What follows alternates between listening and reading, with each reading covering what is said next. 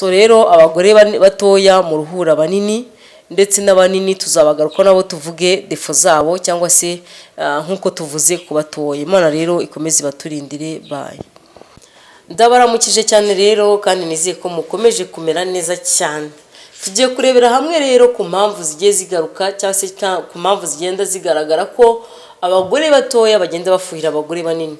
Niyihe mpamvu bitira cyangwa se kubera iki we mugore mutoya wumva ko wafuhira umunini? Ese abanini barafuhira batoya?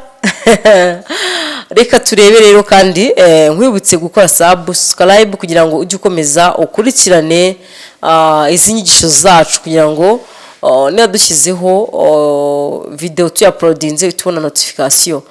Korera iyi no video rero paka ku musozo wayo kugira ngo ubashe kumenya byinshi bigiye bitandukanye ku bagore bagiye banyu bagiye batandukanye. Hani gishobora ko ufite umugore ariko utazi yuko afuhira mugenzi we. Ugasanga byaradogereye. So rero umugore mutoya afuhira umugore munini burya ni ibintu biriho kandi binavugwa cyane, nubwo abantu kenshi na kenshi usanga mutabasha kubisobanukirwa no kubimenya, ariko burya abagore banini abagore batoya bafuhira abagore banini.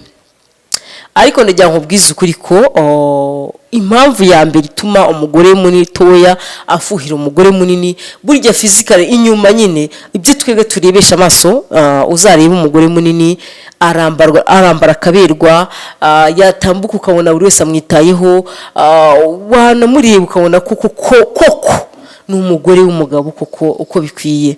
Mu gihe akagore gatoya usanga nyine hari n'umuntu yambariye bisanzwe atambaye nk'igitenge, umuntu ashobora kujya ngo ni n'agakobwa akaba yakabwira ibyo yumva yishakiye, kubera ko umubiri w'umuntu nyine ni ugaragaza uko inyuma nyine aba ameze. Urugero nk'ubu ngiye ashobora kuba ndi kumwe n'umuntu uduta mu myaka ariko afite umubiri mutoya, ngiye bandebe ukuntu umeze bagahita bavuga ati ngiye mukuru, sibyo? Kuvuga ngo rero wowe bahita bagufata uko babonye, bakumva kuri umwana, bakakuburagiraho, bakakwitwaraho uko babonye, mbese nyine ugasanga nubwo buryo bagiye bagufatamo, ariko burya inshuro nyinshi uzasanga mbese nyine biba bifite itandukaniro cyangwa se biba bifite aho biva, sibyo?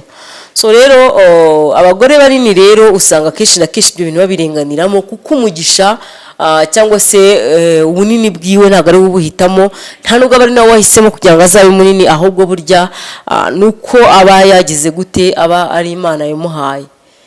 Abagore banini rero bakomeje batubaza ngo abagore batoya nyine watanze igitekerezo yakomeje abaza ngo niki twakora kugira ngo natwe ubwacu abagore batoya tubyibuhe, tumere neza, tugaragare nk'umugore wizihiye urugo. Cyane cyane ko burya kenshi na kenshi usanga burya umugore mutoya nta shema ahesha umugabo we. Nimba ivuga gutyo mutaza kunyumva nabi, impamvu ngiyewe nkunda kuvuga ikinyarwanda uko kiri, sibyo? Ntabwo njya menya kunyura hariya ngo ncikana rangiye ngo mvuga ikinyarwanda uko kiri kugira ngo buri muntu wese udukurikiye twumve. Impamvu mvuze gutyo nuko umugore mutoya akeshi hari gihe usanga nk'umugabo we ari munini. Icyo gihe rero bigaragara yuko mu bantu batazi ibintu bakunda kuvuga ati wenda hari ibyo abura mu rugo rwiwe, cyane ko buri umuntu aba yemerewe kuba mutoya mu gihe akiri umukobwa, ariko mu gihe amaze gushaka abagomba kugira icyo yiyunguraho ku mubiri wiwe, abagomba kubyibuhamo byibura gakeya kugira ngo agaragaze yuko hari impinduka zabaye muri bwa buzima bwatandukanye. Rero kugira ngo azabyibuhe cyangwa se aziyongere nk'uko yakomeje abitubaza, nuko agomba gushyira umupira hasi, sibyo? Agashyira umutima hamwe. Buryo uzabicunga abagore bato akeshi barangwa n'ibintu bibi, ibyinshi bikunda ko ari ibintu bibi, sibyo? Ntimuze kunyumva nabi cyangwa se wamufate ko ngewe nshobora kuba ntabwo mbizi, ngiye kategori ndimo ako mwese mbarimo hagati, ariko no kuvuga ngo abagore bato uzabicunga kenshi bakunda kuvuga ngo ni abanyamahane. Ntabwo ari njye wabivuze, sibyo?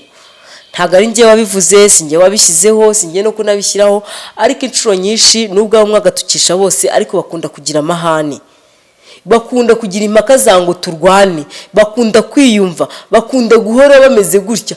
Buryo uzabicunge umugore munini ashobora kwicara nk'ubu hano nicaye, nkahicara n'urusaku rwabera hari hanze nkaba najya no kunungurika ngo njye kureba ngo ibyabaye, nkigumya nkicarira. ariko umugore muto aba yamaze kugerayo. Byagenze bite? Byabaye gutya, kwa runaka byagenze gutya, ugasanga utwo tuntu twose atubamo.